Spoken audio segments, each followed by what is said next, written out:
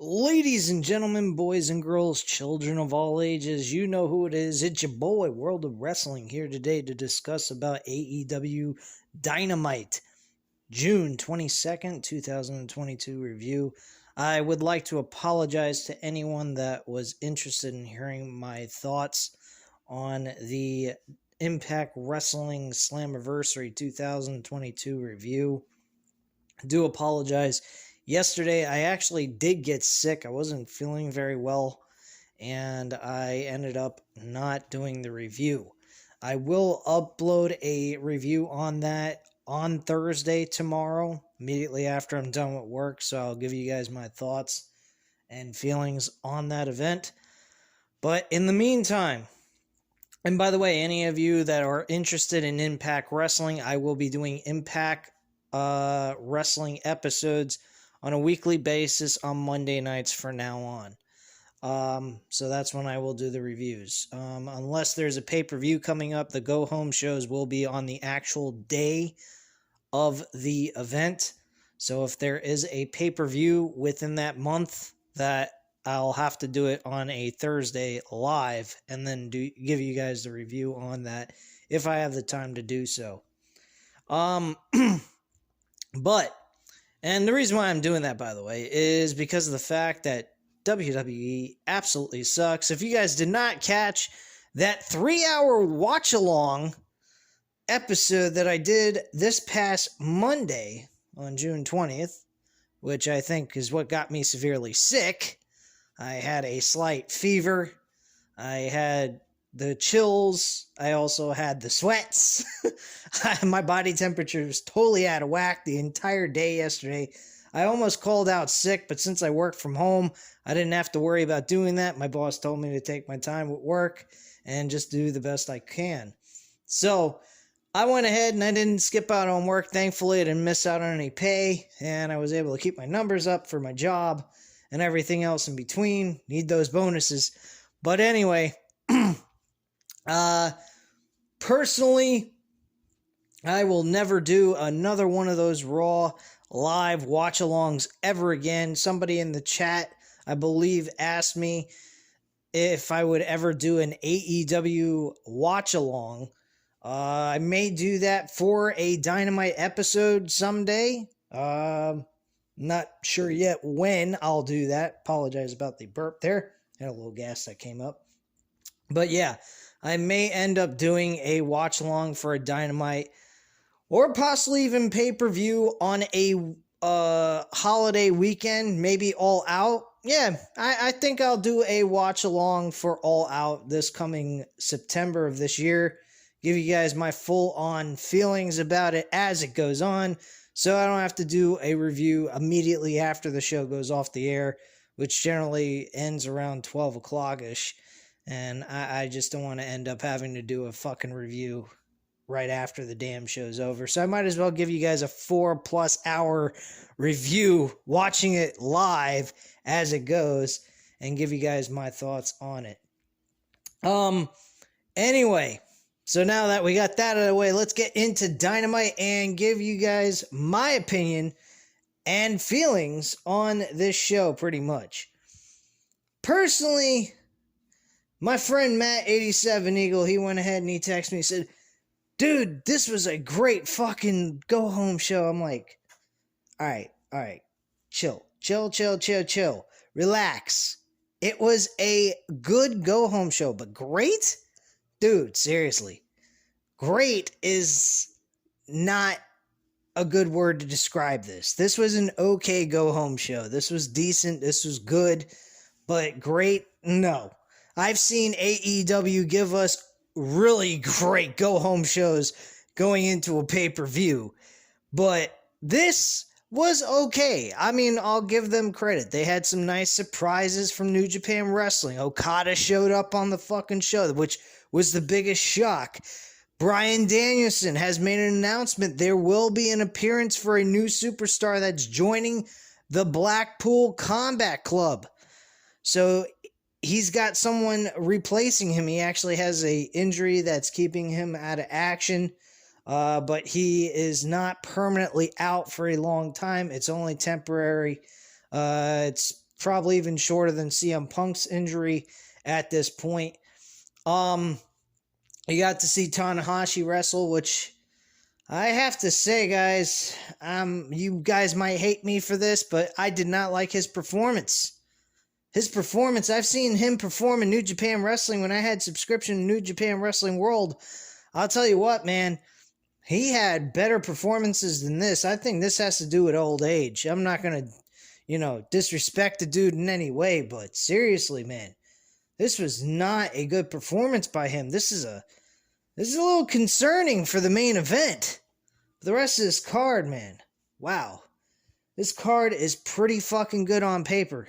I gotta give them credit for that. They have a lot going for them with the matches they have in store. But a lot of multi-man matches as well. I mean, I can understand that. They were trying to get as many of the New Japan wrestlers on the card as they could. I understand where they're coming from in this kind of situation. You got to give them a little slack on that. I think that the multi-men matches in the future needs to be cut down just a tad. I think they're doing a little too much of that, but for this, I'll give it an exception because this is two companies at the same time trying to give their top name stars on each promotion an opportunity to wrestle. So you can't really shit them for it. This is a two promotional event. And personally, I think that they need to have the New Japan wrestlers come over to AEW every once in a while and perform. I think the crowd will love it. I think New Japan Wrestling will benefit from it. I mean, let's get real, man. If you got people from Japan watching AEW to see their New Japan wrestlers perform in front of the crowd, and then you go ahead and you have AEW wrestlers going over to New Japan having big fucking matches, you're going to get the fans from AEW to want to tap in to New Japan Wrestling World. I mean, right now at this point, now seeing them on AEW again, it's giving me that itch to want to resubscribe to New Japan Wrestling World. Seriously. And they're not in the best of shape right now based on all the talent they've lost in the last 2-3 years. And this COVID thing has not helped them out in any way, shape, or form either. But personally, this thing has really gotten me interested in wanting to resubscribe to New Japan Wrestling World, which is their own personal wrestling streaming website. They got a lot to offer on that shit too. They got every single event ever made, ever done by New Japan Wrestling, and they've had some pretty off the walls and crazy shit that happened on there.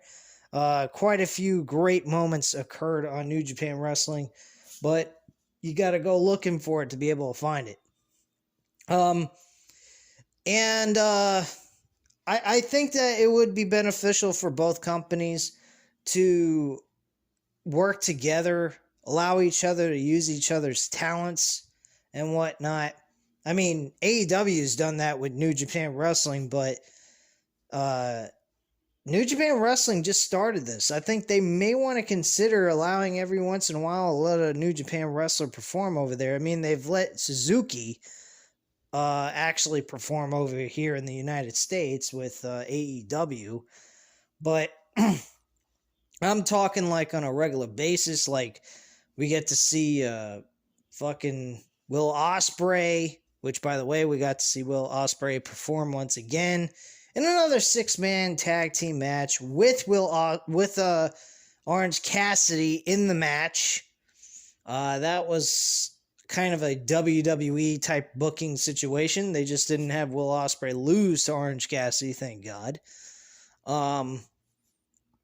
And Orange Cassidy and Will Ospreay will go at it for the U.S. Championship from New Japan Wrestling. That should be a fucking great match. Booking wise, I don't know if that made any sense. There was somebody, BC Amplified, kind of tossed the thought out there, where does this make any sense? Orange Cassidy's been out for a long time. Couldn't they have found somebody else as a reasonable challenger? because he's just coming back from injury and he didn't have any matches leading up to this to give him the right to challenge for a championship. Kind of agree with that, but at the same time, I mean, it's fucking Orange Cassidy versus Will Ospreay. This is a match. It's a fantasy booking match situation, truthfully. That's kind of the best explanation why they booked this match. And I mean, this is two promotions going at it. We know for a fact whoever they were going to put against Will Ospreay, they were going to lose anyway. So why not take one of the big time fan favorites that everyone knows would have a good match with Will Ospreay and put them together in one match? That's the way I kind of see it and why they did it. But yeah, this show was not bad. I'm not discrediting it for being a good show, but I'm not going to say it was great. No fucking way in hell. This was a good show. It was a decent show. But I've seen better from AEW.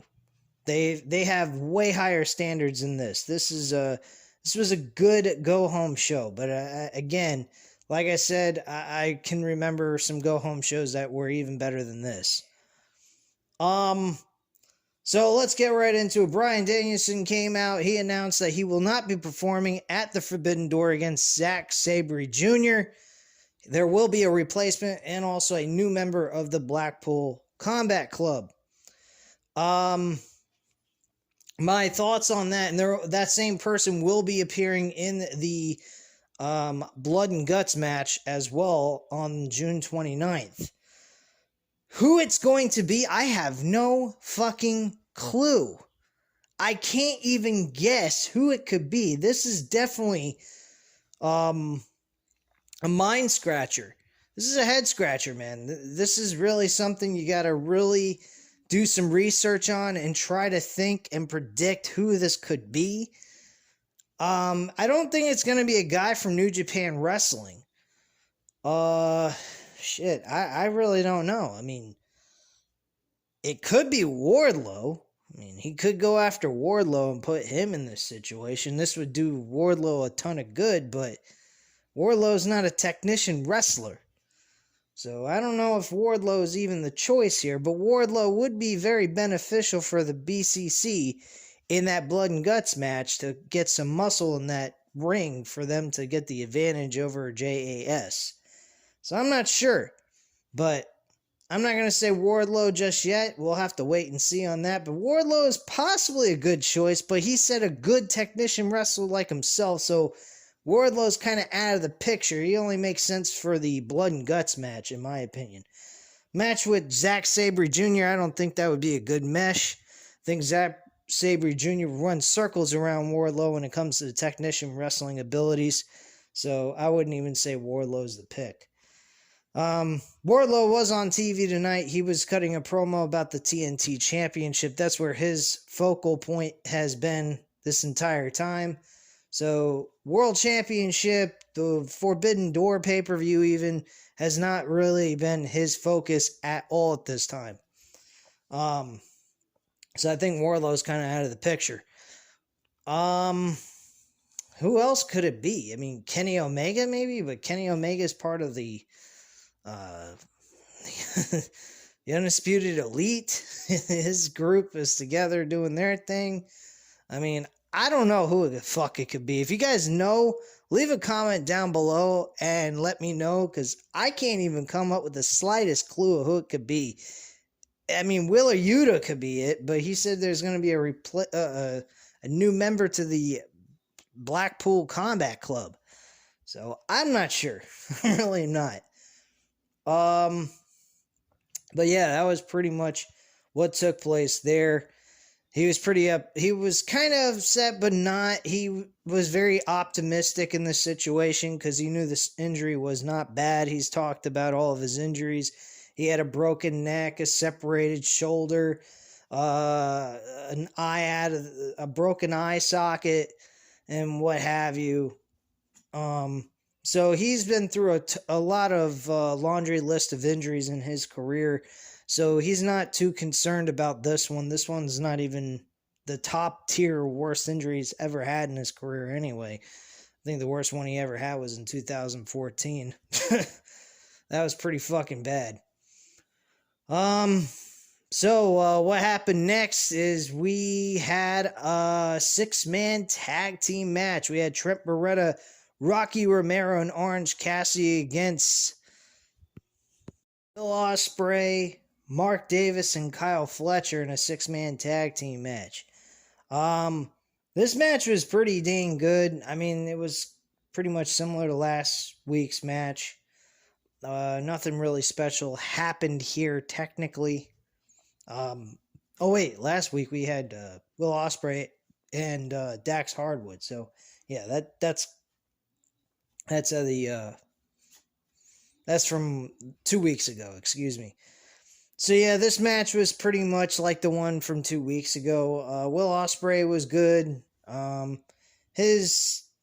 The two guys, Kyle Fletcher and Mark Davis, they had their moments in the match, but nothing really stuck out at me as mind-boggling or amazing or anything.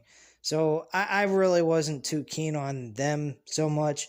Orange Cassidy did well in this match. He was good.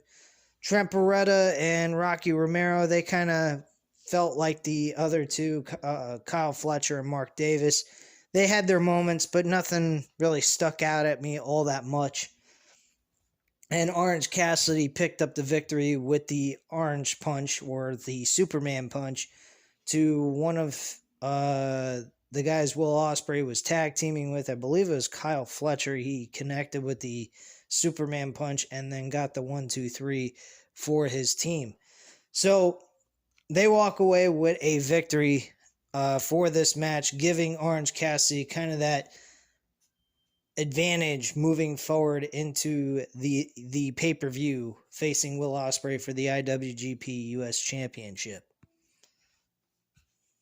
Okay, next up we had Sanjay Dutt cutting a small little promo for him, Jay Lethal.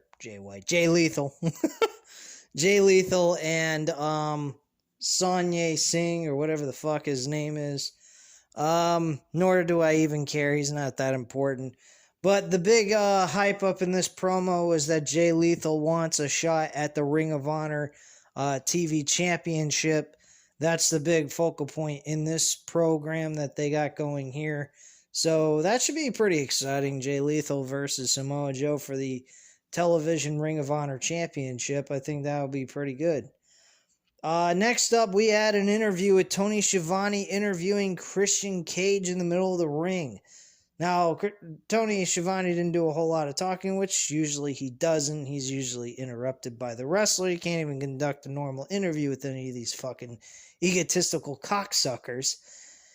And Christian Cage went right back to the good old CLB, the creepy little fucking bastard. Well, I added the F word in there, but let me rephrase that, the creepy little bastard.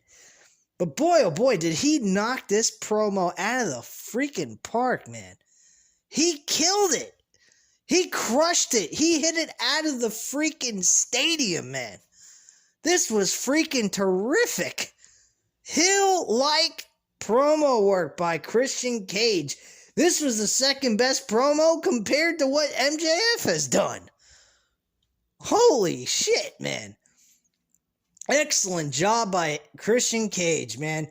He pretty much said that he joined the Jungle Express or Jurassic Express to milk off of what they've been doing in their success until it ran all out.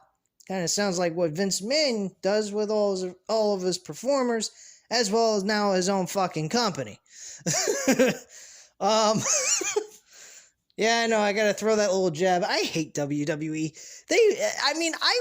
You guys want to know why I hate them so much? I always bring up WWE. I love WWE, and yet this cocksucker is sucking them out. He's like a fucking leech, this Vince McMahon, and he's all crippled, fizzled out old man. He's a fucking piece of shit. I hate his guts. I hate what he's done to WWE. If there wasn't a bad WWE, there wouldn't be an AEW, and I would only have to focus on one fucking wrestling program. But don't get me wrong, I love AEW, and I follow AEW, and even if WWE gets better, I'm still going to follow AEW no matter what. And if WWE gets better, great. I'll be able to enjoy 2 wrestling programs. But shit, let's be real. AEW exists because WWE has dropped the ball and don't know what to do with it. So AEW is picking up the ball and doing the best they can to make wrestling better. In which case, I got to admit, I can understand. I said this to my friend. I said, okay, maybe your standards, you would consider that a great go-home show because the standards that WWE has given the general wrestling community, that anyone that enjoys this shit must have Down syndrome, and they have lowered the standards of pro wrestling down to the very bottom you can get. I can understand why you would view this as a great go-home show, but let me tell you, folks, again, I'll explain why in a little bit when we get to the end of this fucking review. So Christian Cage pretty much is saying that was milking Jurassic Express's success. He's looked into Jungle Boy. He's said, you're a talented wrestler. And I wanted to take advantage of that and milk off of that. Basically, kind of discrediting his whole working harder than everyone else slogan that he had going into AEW. And now being kind of like Vince McMahon. Only with other talented wrestlers. He comes out and he says, look, I'm not here to help advance younger talent. I don't give a shit. It's all a bunch of bullshit. I'm like, holy fuck, man. He's coming in here and wants to have all the glory. All right. I can dig this. This is something I've been looking for, actually, since he's gotten back into wrestling and came to AEW. So he goes ahead and he kind of cuts the bullshit and stops pretending, because let me be honest with you guys, I wasn't buying into any of this. This was such a terrible way of putting Christian Cage into this situation. He did not fit with the Jurassic Express by any means at all. So he goes ahead and he starts talking shit about Jungle Boy's parents. We see a situation that took place after the show went off the air, and Christian Cage was saying, you should be ashamed for raising a piece of shit like that. I'm going, what the fuck am I hearing?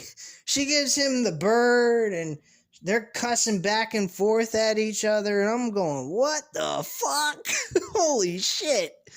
So, this was crazy. I could not believe this bullshit. Then he cuts into Jungle Boy's father, and he goes, because Jungle Boy said, you're like a father figure to me, is what Jungle Boy said to Christian Cage once in privacy. And he says, well, guess what, Jungle Boy? I'm not your father. You have a father, but there's one problem. He's dead. Oh my God, that crowd went raw. They lost their minds, man. They were like, what? Are you serious? What the fuck are you cutting into his dad being dead, man? Wow, this was some below-the-belt tactics by Christian Cage in this promo. Stuff we never heard come out of Christian's mouth in WWE or even in Impact Wrestling in TNA. I don't think he ever said shit like this. This is really a new heel Christian that I have never seen before. But still, he, to me, is the CLB. To me, is still the CLB, even though I know that gimmick is old and outplayed. I still would love to hear an AEW crowd call him a CLB, a creepy little bastard. I really would love someone to start a chant like that in the arena during his match or during a promo or something at some point. Because, man, with this thing with Luchasaurus, when he came out to kind of end the promo, he cuts him off. He grabs him by the throat in the corner, and Christian's like, please stop, you're hurting me. He's trying to act like he's being choked to death, which, to me, it wasn't so much of a great acting job. I think it was subpar, truthfully. But, I mean, these guys aren't actors. They're fucking wrestlers. Let's get real. So we don't need to judge them so heavily on the acting abilities as much as trying to make you hate their guts or like them to death and be good in the ring at the same time. So that's kind of the focal point of wrestling. The other stuff, like the pretending to be choked out, I mean, that's kind of a little different story. That's more of an acting job than anything else, and these guys aren't actors. But yeah, he was trying to act like he was being choked. I wasn't really buying into it as much as he was trying to sell it. And he said, "Come on, man, let me go. I'm like a father figure to you, man. You're like my own son," type of shit. I'm like, what the hell? And Luchasaurus lets go of the fucking the stranglehold he had on him. Like, are you serious? This guy just said to your own partner his father's dead, his mother didn't raise him right, and he milked you guys like nobody's business. This was the one part of the promo I did not like. I thought this made absolutely no sense. It made Luchasaurus look like a fucking idiot. They embrace in the middle of the ring, give each other a hug, and then Luchasaurus, as he turns his back and walks off, and Christian follows behind him, he starts smirking to the crowd as if, yeah, this guy's fucked too. I'm going to milk him. I'm like, are you kidding me? So now we got Luchasaurus. I guess this is a smart move by AEW to give Luchasaurus Christian Cage by his side because of the fact they'll give Luchasaurus the ability to kind of hang around and not kind of like fall into the darkness of AEW's programs. And we actually get to see Luchasaurus maybe build into an individual, and Jungle Boy will be able to build into his own singles competitor on their own. And I guess that's kind of the focal point here, why they're doing it. But it doesn't make a whole lot of sense to me for them to do this. Really, it didn't make a lot of sense. All right, next up, after the Christian Cage segment, we actually had the Young Bucks backstage cutting their own promo.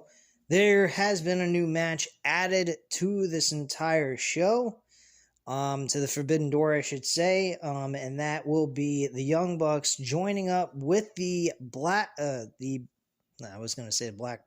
Combat Club, the Bullet Club. They have two members from the Bullet Club. I forgot who the two members were. I do apologize. Kind of slipped my mind. And sorry about that. But yeah, they will be facing Sting and Darby Allin, and their two partners they selected from New Japan Wrestling. So that should be a pretty entertaining 8-man tag team matchup. Following that, we had Malachi Black going up against Pentagon Jr. This was to advance on to the Forbidden Door pay-per-view for the All-Atlantic World Championship, and Malachi Black won this match. This was actually a really decent matchup between these two guys. Malachi Black wins the match with the spinning back kick to the back of the skull of Pentagon, by the way, which was a very believable win. You could say he got concussed and was pinned for the 1, 2, 3. So the opponents that are in this, I don't know who the New Japan wrestler is in this Fatal 4-Way match they got going on here. But Pac, Malachi Black, and Miro are the three guys guaranteed to show up. I don't know who the fourth person is from New Japan. Definitely I'll find that out when the event takes place. But the guy that I believe should win is Miro. I think Miro has been an afterthought. I think the loss he suffered to Sammy Guevara for the TNT Championship was fucking ridiculous. And I think Miro should win this belt. The other person I will go with, if they weren't to choose Miro, would be Malachi Black. These two men are well deserving of that championship. Pac, on the other hand, doesn't necessarily need it, because if they bring in a 6-man tag team championship, that would be good for the Death Triangle for him to be a part of. So those three men trying to win the six-man tag team titles will actually be the right team to give those titles to. So that's just my feelings on that. Following that, we had Adam Page and Silas Young, the last real man, a lifer in Ring of Honor who's been there from day one. Adam Cole and Adam Page have both had matches with Silas Young over the career of being in Ring of Honor, and they've had some good matches with this dude. This guy is not a bad wrestler. He didn't do as good as I thought. Well, he did an okay job, but he did have a botch in this match, just one. Kind of lost his balance a little bit, but he managed to straighten it out and he got it all fixed up. So it wasn't that bad of a match. Adam Page wins the match with the buckshot lariat, getting the 1, 2, 3 and finishing the match. Following that, I was wondering who the fuck Jay White's going to defend that damn title against, since he denied Page and Cole of the IWGP World Championship. So we're going ahead, we're sitting there, and Adam Cole's about ready to tell us a story time with Adam Cole, bye-bye. And all of a sudden, Jay White interrupts, cuts him off, and says, look, I apologize for last week, and I do apologize for cutting you off here while you were talking. But there's a reason why I didn't choose you, and the reason being is because of the fact that you lost to Hangman Page twice. And you're simple. You didn't win. You didn't retain your championship, so I don't see any point in facing you either. A fight broke out between Hangman Page and Jay White. This eventually led to Adam Cole rushing to the ring to help out Jay White, though, and then eventually leading to Jay White to think that Adam Cole was going to hit him with his own championship, and he actually was. He just was kind of making it look like he was getting ready to knock Adam Page out of his boots with the championship in his hand, but really it was Jay White. And all of a sudden, the music goes off, and it's fucking Okada.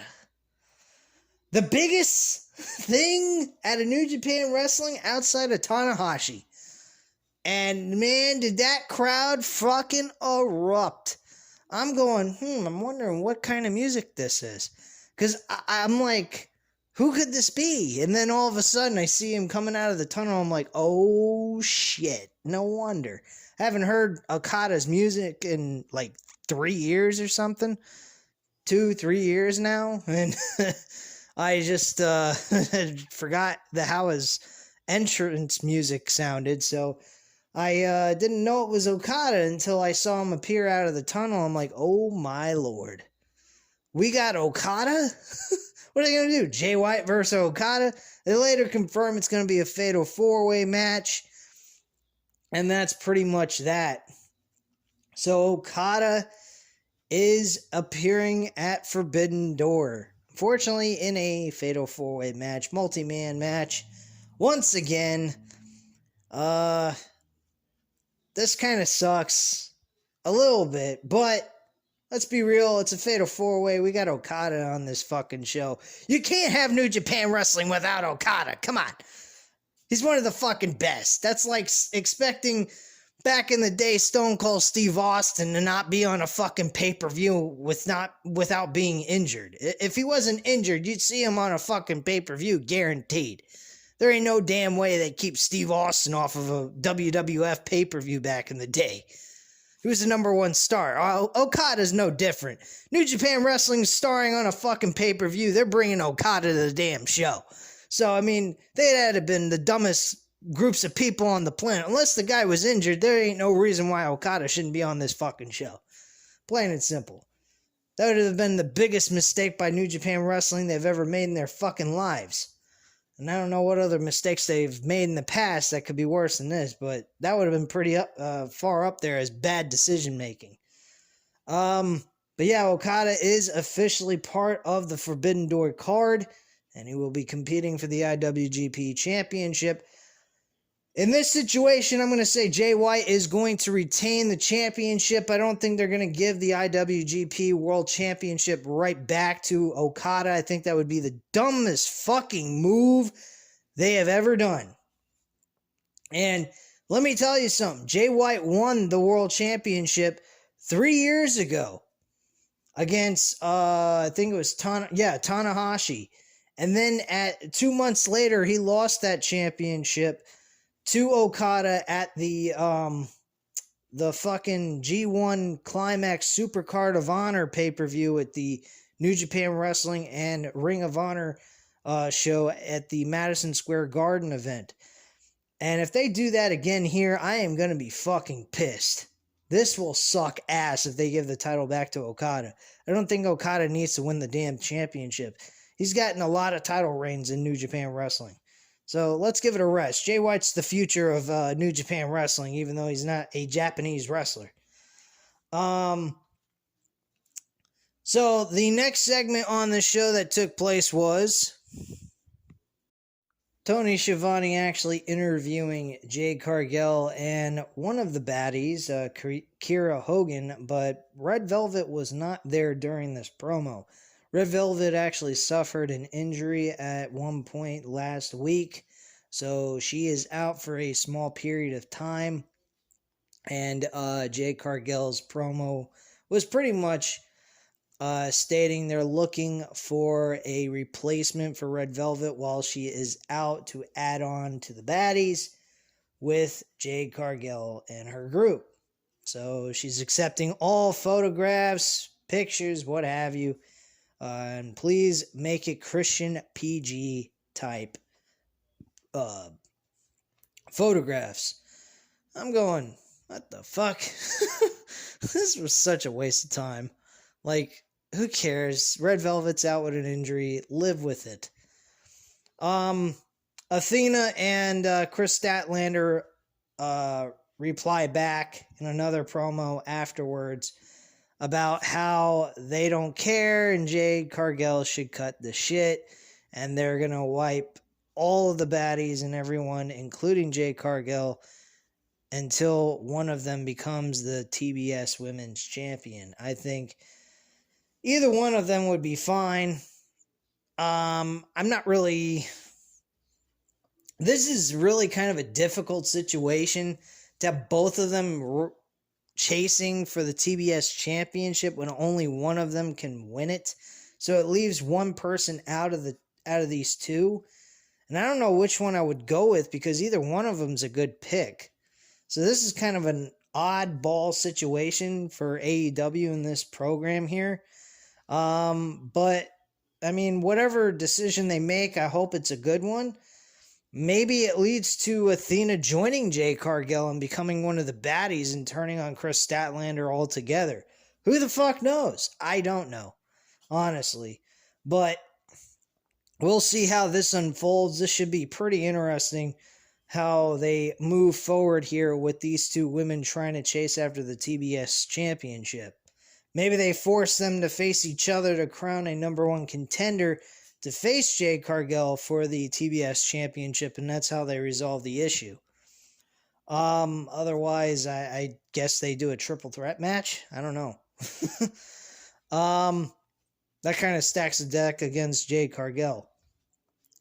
Next, we had Toni Storm versus Marina Shafir.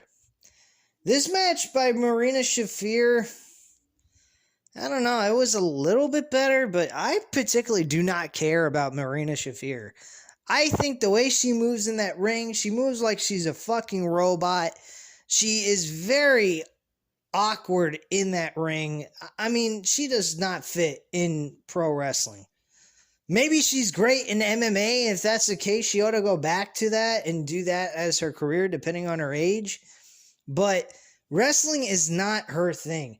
She is not, to me, she doesn't feel like she has a good gel in with wrestling, the way she moves and the way she just wrestles. Her style is just really not that entertaining. It doesn't give me any reason to want to continue to watch her matches. She makes me want to tune out whatever she is doing with whoever she's wrestling with. I will grant her this. Her performance was a tad better than what I've seen in the past, in the last couple of matches recently. But let's be honest. She is not that good. She does not belong in a wrestling ring. She needs to go and do something else. Or maybe if she's really that interested in wrestling, do something other than being in the ring as a wrestler. But honestly, as an in-ring performer, she needs to get away from that. Maybe be a creative idea person. Maybe she's good at coming up with ideas, doing something in production, something of that kind of nature. But actually being a wrestler, when I watch her matches, I tune out. I just don't care. It's not really all that great, in my opinion. And she just doesn't fit as a wrestler to me. So that's just kind of my feelings on that. No offense to her, but honestly, she's had 3 opportunities, and 3 of the matches outside of this last one hasn't been all that great, and even this one wasn't all that great either, I'll be honest. But it was a better performance than her other 2 matches she's had. But still, this is fucking shit. The slogan they have for her is perfect. She is a problem. A terrible problem that needs to be removed from television. That's her fucking problem. But yeah, that's just the situation with Marina Shafir. Toni Storm picks up the victory. She had Nyla Rose out there at ringside. Nyla Rose attacked Toni Storm, and then I'm getting tongue-tied here. Thunder Rosa actually comes down to support her to even out the odds, and then Toni Storm picked up the championship and knocked, I believe it was Marina Shafir in the face, and then handed back the championship to Thunder Rosa, and Thunder Rosa posed with the title in the middle of the ring while they faced face-to-face. That's pretty much it that took place there. Sting and Darby Allin made an announcement. They will be challenging the Young Bucks with their own set of tag team partners from New Japan Wrestling. So that is official. Sting and Darby Allin will be part of the Forbidden Door as well. Who the fuck would have thunk it that Sting is actually part of the Forbidden Door pay-per-view with New Japan Wrestling? This should be very interesting. Last time Sting has ever faced a Japanese wrestler on a major pay-per-view, I believe, was when WCW versus Japan took place. And that is pretty fucking interesting, in my opinion. But anyway, the main event, that was actually Chris Jericho and Lance Archer against Tanahashi and Jon Moxley. Like I said earlier in the video, Tanahashi was not that impressive to me. I've seen him do a lot better in other matches, and this was just not really... I was not impressed with his performance. He looked kind of sloppy in the ring a little bit. Not as quick in the ring either. He was moving in the ring kind of slow, like he was a real old veteran. I don't know, maybe that's what's happened to him over the years. I know he's had a ton of knee problems in his career that's cost him issues with him wrestling in the ring at times. But overall, this was an okay match. Lance Archer suffers another... This poor bastard, I feel so bad for Lance Archer. This guy is always losing. They bring him back. They keep him off TV. They bring him back for him to job out. He might as well be the fucking Brooklyn Brawler of AEW at this point. I mean, geez Louise, man. Shit. This poor bastard can't even get a win or not eat a loss. Damn. Always putting this poor bastard in a losing situation. Might as well keep him off television altogether and not bring him back. From what I've heard, he's been working mostly in New Japan Wrestling. That's why we haven't seen him in AEW in a while. I don't know if they released him and New Japan signed him back or anything, or he's still part of the AEW roster and they're just letting him do other things in New Japan Wrestling. I'm not sure. But yeah, Jon Moxley hit the paradigm shift at the end of this match on Lance Archer, and then the Tanahashi connected with the frog splash off the top rope. Afterwards, when the match ended, we had Tanahashi and Jon Moxley standing in the middle of the ring having a staring down and kind of just gossiping back and forth to each other, while Eddie Kingston came down to the ring, attacked Chris Jericho, and then members of Chris Jericho's team attacked Eddie Kingston, and other members from Eddie Kingston's group came down and supported him and evened out the odds. We pretty much saw a reverse Royal Rumble type ending segment, going like a go-home show to the Royal Rumble pay-per-views. If you guys can remember, like back in the day, and I think they still do this, who knows, I haven't watched WWE outside of the few times this year, but usually they'll like do all the members in the Royal Rumble, they'll beat each other up, they'll throw each other outside the ring, we'll have this big ass brawl and all. That's what this kind of looked like, except it wasn't happening in the ring, it was happening outside the ring. And while all that was going on, we had Tanahashi and Jon Moxley staring at each other and gossiping back and forth about who's the better man. And Jon Moxley, of course, is going to win this match, hands down. I don't think AEW would allow Tanahashi to become the world champion when Tanahashi's not even AEW talent. He's New Japan Wrestling's talent. So that's what happened here on the show. This was actually a decent go-home show. I was not, down on the show, but I'm not going to say it was great either. It was a good go-home show overall. So I had a little fun watching this. So at this time, you know what to do, guys. Hit the like button if you like this video. Hit the subscribe button if you're not already subscribed to the channel. And leave a comment down below. I'll definitely get back to you on that. And I thank you guys very much for watching. Have a great night, guys. Bye.